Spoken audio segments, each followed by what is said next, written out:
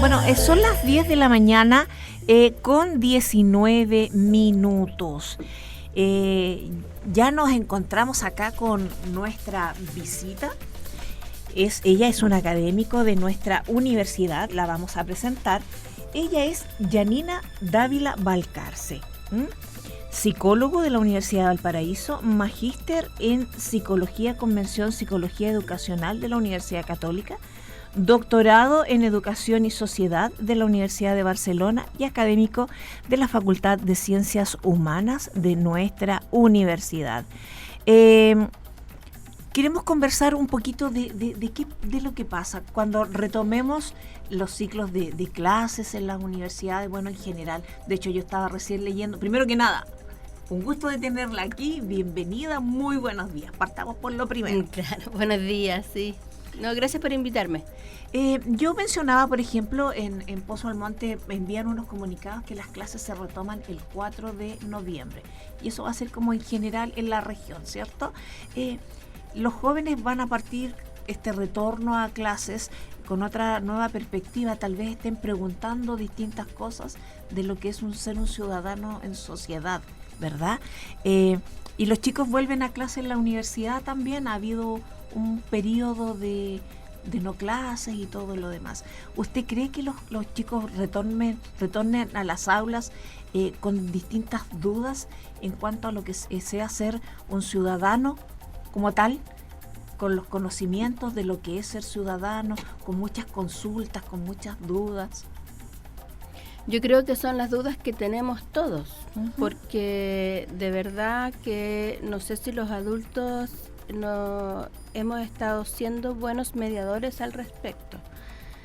Yo creo que nosotros también, los adultos, el mundo adulto tiene muchas dudas sobre lo que ha estado pasando.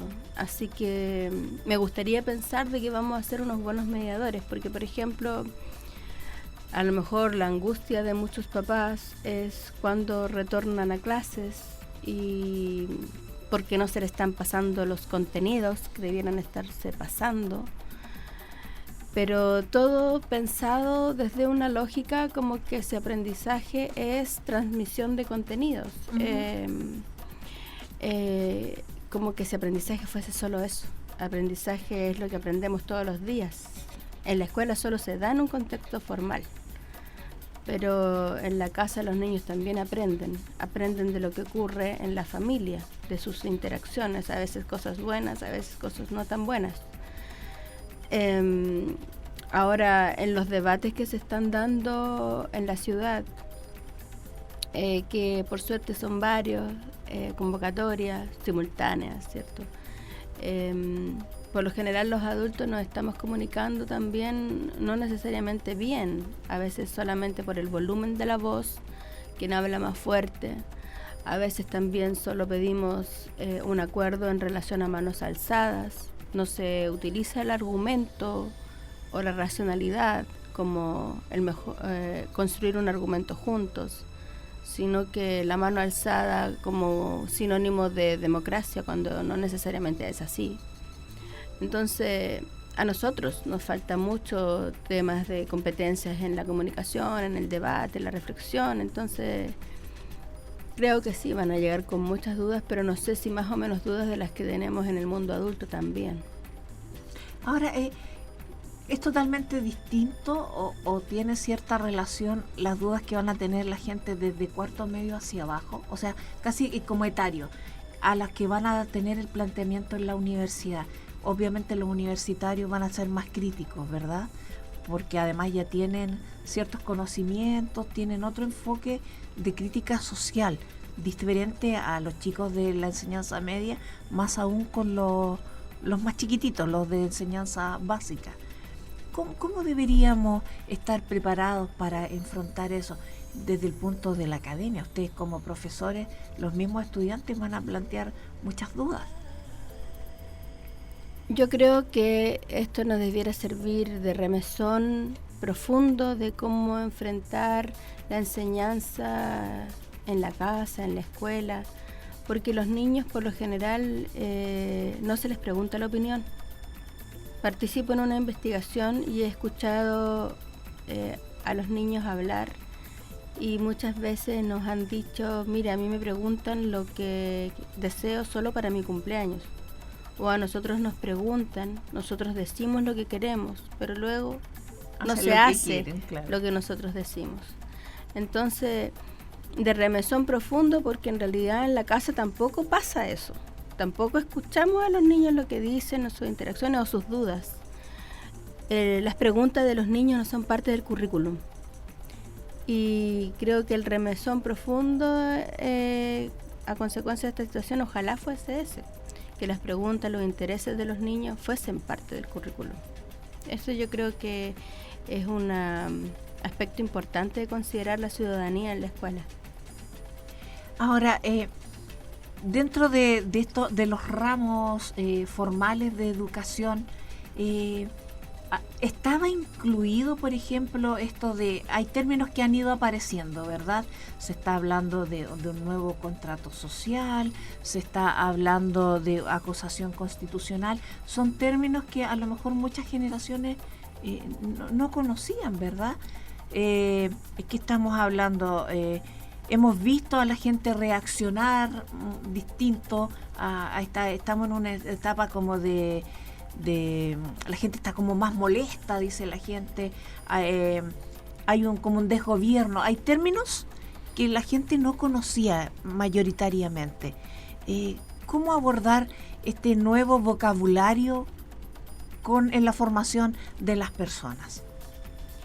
Bueno, yo creo que en Chile yo creo que el que más sabe sobre la Constitución es una sola persona, y eso es súper triste que una sola persona se maneje. Y claro, que bien Jaime Baza lo he escuchado en las redes, pero ese debieran ser conceptos que al menos en términos básicos manejásemos todos. Uh-huh. Pero la verdad es que la formación en educación ciudadana ha sido una ausencia durante mucho tiempo en el currículum. Entonces esos términos básicos no los conocemos.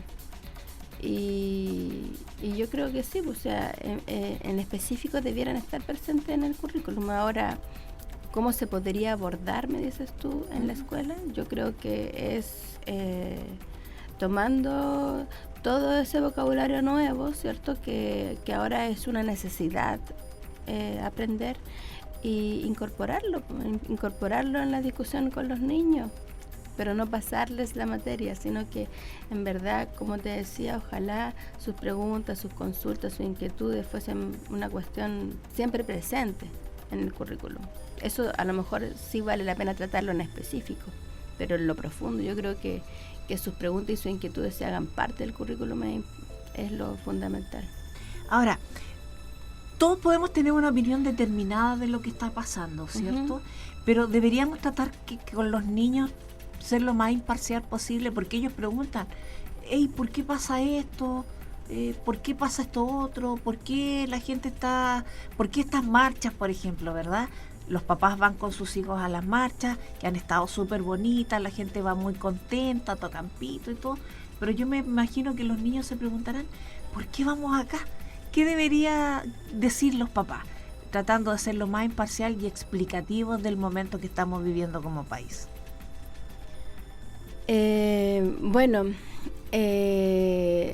Yo creo que participar en las marchas ya es una cosa importante para los niños, o sea, es algo nuevo, ¿cierto? Uh-huh. Porque los niños, ¿cuál es la experiencia que tienen muchas veces con los papás? Aparte de ir al parque, que es como el panorama o lo que ellos disfrutan, es que nos acompañan al supermercado, ¿cierto? Uh-huh. Nos acompañan a la Sofre a comprar víveres o lo que sea. Entonces ellos siempre nos ven en transacciones comerciales con otros, ¿ya? Pocas veces nos ven en una comunidad. Entonces, ya que participen, es algo bueno. Ojalá que participaran no temiendo de ser dañados, ¿cierto? Eso sería bueno también. Pero ya que participen es bueno. Ahora, si a eso le agregas que tú le explicas por qué estás ahí, no sé si uno puede ser imparcial en esto. Uh-huh. sino que sí es tratar de ser un buen formador, pienso yo, es decirle también a tu niño o niña lo que tú piensas. ¿Sabes qué? Yo estoy aquí por tal y tal razón, porque mi pensamiento, no sé, de sociedad o político es contándole bien claramente cuál es ese pensamiento. Así él tiene la posibilidad de decir, pienso como tú o no pienso como tú. Así tú le das la alternativa. Porque tú puedes tener a un niño después que piensa distinto que ti. Claro. Y eso está bien, porque eso quiere decir que tú lo educaste bien. Porque él lo educaste para tener su propio pensamiento. No se puede ser imparcial. Eso en realidad es una creencia que se puede ser imparcial. Nosotros nunca somos imparciales, siempre tenemos nuestra experiencia en nuestra espalda, nuestra experiencia que nos determinan, digamos, para decir, pienso de tal forma, pienso que la sociedad debiera ser así. ¿Mira? Entonces es exponerle claramente lo que tú crees sin ocultarlo, decirlo explícitamente. Ahora, dentro de este mismo contexto, tomando el mismo ejemplo de la marcha, vemos que la gente va contenta, ¿cierto? Lo hemos vivido a quienes hemos ido para las marchas y de repente, ¡bum!, agua, gas lacrimógeno, la gente corre. ¿Cómo podemos enseñarle al niño lo que está pasando sin que genere miedo, que es lo más terrible creo que le puede pasar a un niño, o rabia frente a los agentes del Estado, o perder el respeto? ¿En qué contexto lo podríamos ubicar? ¿Cómo podríamos explicar esa situación que es tan terrible, que le arden sus ojitos, que el agua cae, que la gente está asustada? ¿Cómo podemos hacer un poco de... ¿Cómo le explicamos esa situación cuando vamos corriendo y ya se llega a la casa con los niños tranquilos, relájate, ya pasó? ¿Cómo le explicamos esa situación? ¿Qué deberíamos... ¿Qué opción para plantearle a los niños? Porque van a llorar, ¿cierto? Van a preguntar, ¿qué pasó, mamá? ¿Por qué tuvimos que salir todos corriendo? ¿Qué pasó aquí? Eso es lo más, no sé, raro del mundo adulto para los niños, porque ellos tienen súper pocas experiencias de vida, ¿cierto? Entonces para ellos es, tengo esto, tengo un chocolate, lo comparto o no lo comparto, ¿cierto? Y según lo que tú le has enseñado, lo compartirá o no. Esas son las experiencias que tienen los niños, de primero básico, de segundo básico, ¿cierto?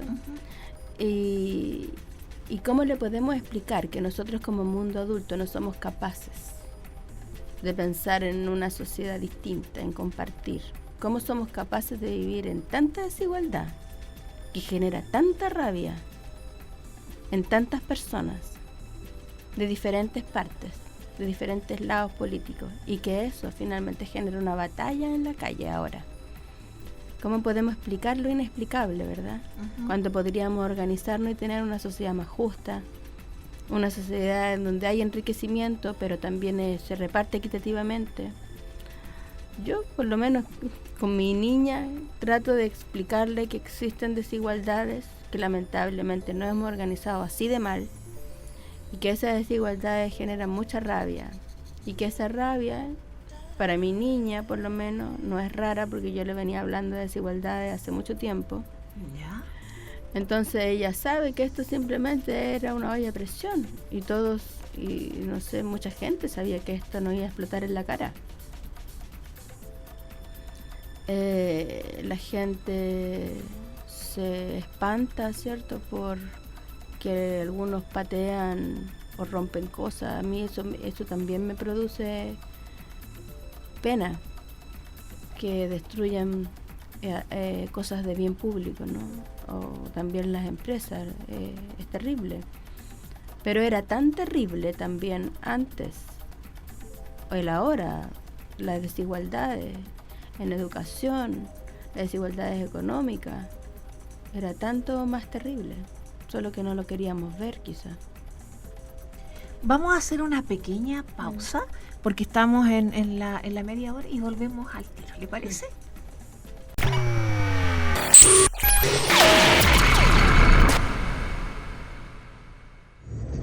10 de la mañana con 39 minutos. Estamos de vuelta, estamos conversando con Yanina Dávila Valcárcer, académica de nuestra Facultad de Ciencias Humanas.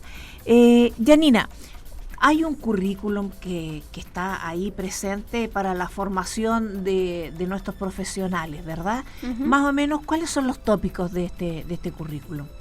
Me refiero a la materia cívica y en general el contexto. ¿Y cree usted que después de todo este proceso irá a tener alguna modificación en el transcurso del tiempo?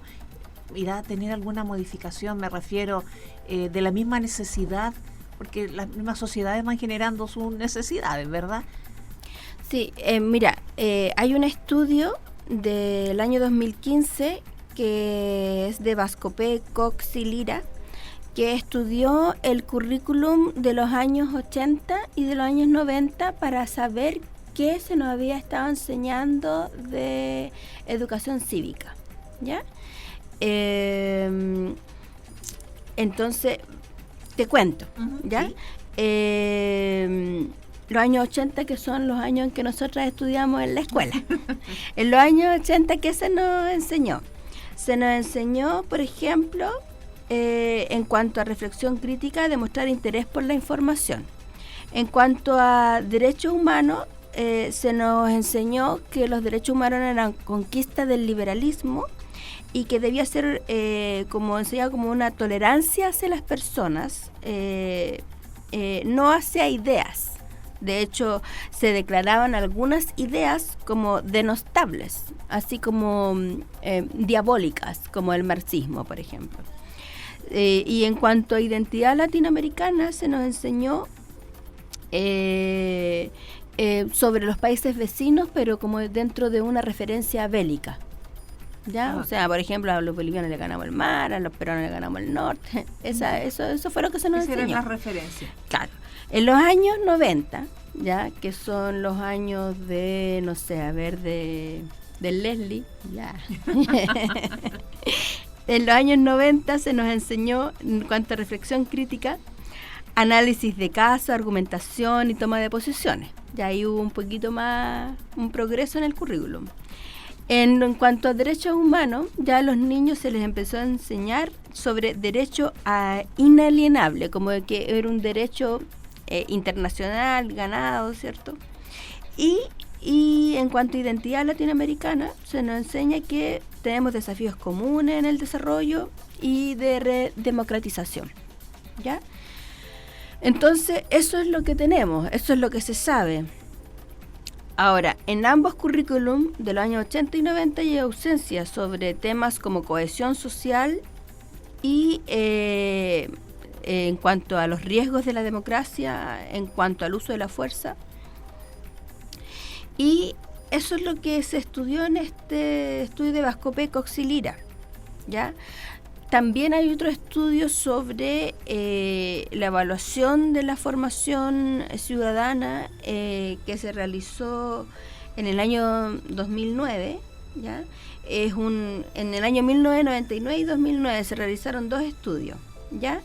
En Chile se sometió voluntariamente, y lo que se supo de ese estudio es que los jóvenes chilenos, ¿ya?, saben poco sobre conocimiento en democracia nacional, interpretación de material de los medios de comunicación, en pruebas de conocimientos y habilidades cívicas, y en comprensión de lo que es una dictadura, corrupción y otras amenazas para la democracia. Sobre todo eso saben poco. ¿Sobre qué sí saben?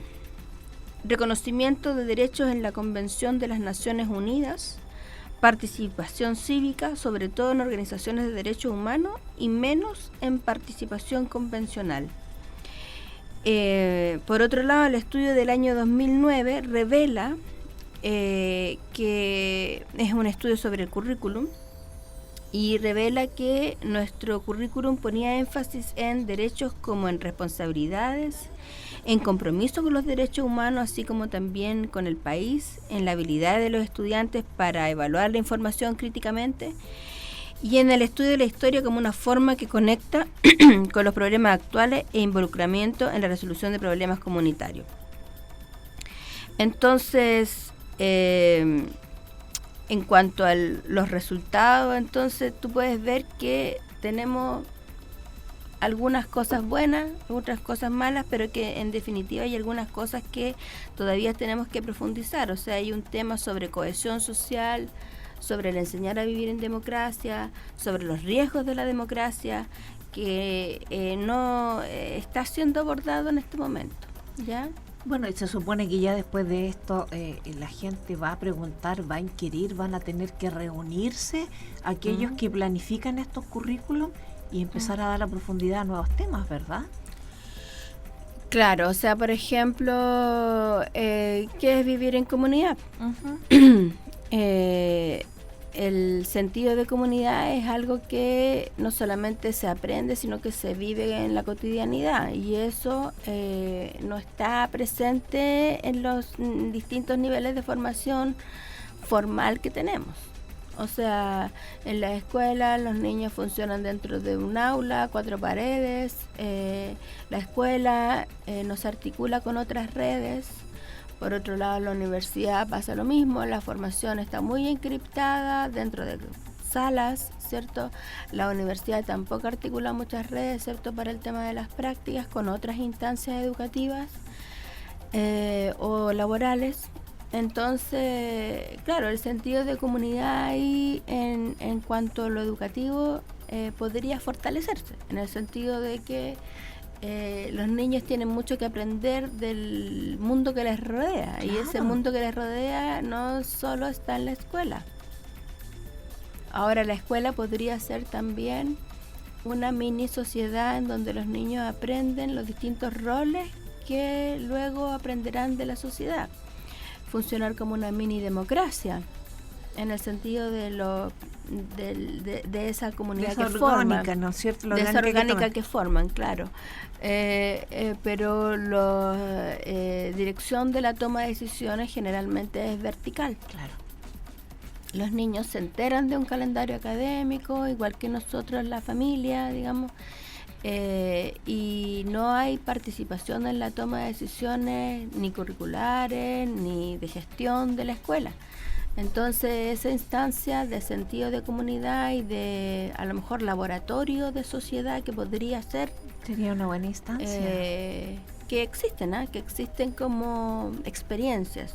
Ya, o sea, no, en Italia, en Brasil también hay experiencias, por ejemplo, de cabildos de niños organizados por el ayuntamiento o las municipalidades, en donde efectivamente son vinculantes con decisiones de la ciudad. Ah, mire.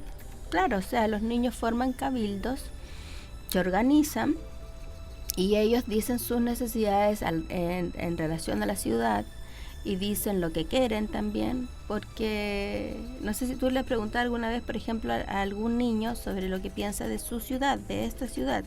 Yo he hecho el experimento, ya, sí, y he preguntado y me dicen, sí, están lindos los juegos, pero no tienen sombra. O sea, no podemos ir a jugar ahí hasta después de tal hora. Y me dicen también, a mí me gustaría que le pusieran rejita para que no entraran los perros, porque a veces voy al Resbalín y tiene pipí de perro. Claro. Entonces son cosas que solo los niños como usuarios te pueden decir. O sea, es súper importante. Además que ven las cosas de otra forma, pues tienen sus propias Claro, temas. entonces ellos tienen sus propias necesidades que decirle a la ciudad. Entonces, como instancias de participación y de aprendizaje también es una buena experiencia el tema de los cabildos.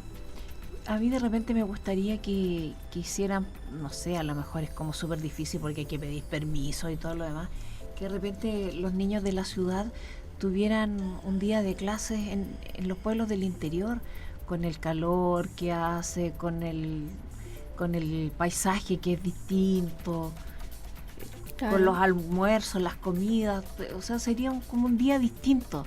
Sí, ellos tienen en el currículum que estudiar geografía, ¿cierto? Que estudiar nuestro país y sus distintos accidentes geográficos y los distintos territorios, ¿cierto? Nosotros acá tenemos un territorio que es poco común a nivel mundial, ¿cierto? El desierto y todo lo que trae.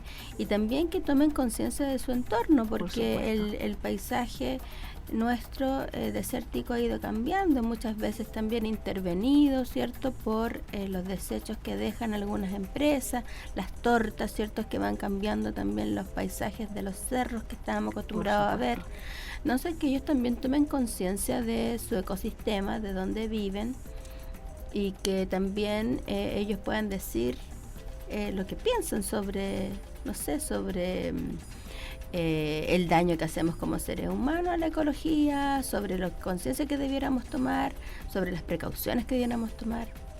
Además que son ellos después los que llevan estas causas a sus casas, pues, porque empiezan, mira, yo aprendí esto hoy, mira esto acá, y empiezan ahí a cargosear a los papás, cambiemos esto, cambiemos lo otro. Los niños son el futuro, bueno, y eso no estoy diciendo nada, claro, no se sepa. Eso en realidad es lo diferente que te digo, porque cuando te digo que la experiencia de los cabildos es interesante, consideras que los niños no son el futuro, sino que son presentes. Ah, también, mire, buen punto, ¿verdad? Claro, porque ellos te están diciendo viviendo el día a día. Ahora lo que necesitan, y ese ahora tiene que ver, el cabildo funciona como una entidad vinculante en donde efectivamente las planificaciones de la ciudad consideren en su presupuesto lo que los niños te están Qué diciendo. Buena. Varias actividades se desarrollaron estos días en Buque Barao, por ejemplo, antes de toda esta efervescencia, y la gente celebraba mucho el hecho de que a los juegos le habían puesto tolditos, que el mismo paseo tenía toldo y que era muy agradable porque se podía ir a cualquier hora del día. Así que bien eso de tomar a los niños en el ahora. Tiene toda la razón, no solo en el futuro, porque con su futuro ya no van a ser niños, pues van a ser adultos. Adultos como nosotros. Claro, ¿no? Bien, profesora. Bueno, yo le agradezco su tiempo de habernos venido a visitar. ¿Y cómo podría ser una reflexión final desde nuestra perspectiva de adultos hacia a los jóvenes en este momento que estamos pasando, que es álgido? Yo creo que es escuchar las preguntas de los niños, porque ayer por lo menos fui a una asamblea, a un cabildo abierto, y había una sola niña, y la niña en silencio. Todos los adultos hablando sobre lo que debía ser la educación y la niña en silencio. Entonces es como tomar más conciencia de sus opiniones. A lo mejor algunos papás están súper escandalizados y se entiende con el tema de lo que está ocurriendo ahora, y a lo mejor solo le dice al niño, éntrate. Y a lo mejor el niño sí quiere saber, a lo mejor sí quiere conocer lo que está ocurriendo y no quiere ver por la tele. Entonces, aunque la familia piense distinto, hay momentos dentro de una protesta que por suerte no son peligrosos. Claro. Son los primeros momentos, ¿cierto? De una protesta, uno sabe y se retira luego si va con niños, ¿cierto? Pero que los niños vean cuál es el reclamo de la gente, y que luego, efectivamente, si tú no estás de acuerdo con ese reclamo, tú le dices, pero yo no estoy de acuerdo con ese reclamo, pero no importa, lo llevaste, y el niño tiene la posibilidad de pensar por sí mismo y armarse su propia opinión. Y por supuesto respetársela, de todas maneras. Claro, o sea, tú puedes decirle, sabes que ya esa es tu opinión, no estoy de acuerdo, pero que los niños, o sea, el mejor formador, quiero decir, no es el que está imponiendo su opinión, sea cual sea la opinión que tenga. El mejor formador es el que está ayudando a su hijo a reflexionar. No importa que el niño después piense como sea que piense, pero que tenga una opinión, ¿verdad? pero que tú le estés enseñando a reflexionar. No, buen punto eso. Bueno, yo la dejo invitada, que después cuando, no sé en cuánto tiempo, qué va a pasar, ninguno estamos claros en eso, y lleguemos a una cierta normalidad, y lo hago así entre comillas porque no sabemos qué se viene, podamos conversar cómo fue este retorno a las aulas y qué es lo que han podido ustedes detectar de este regreso.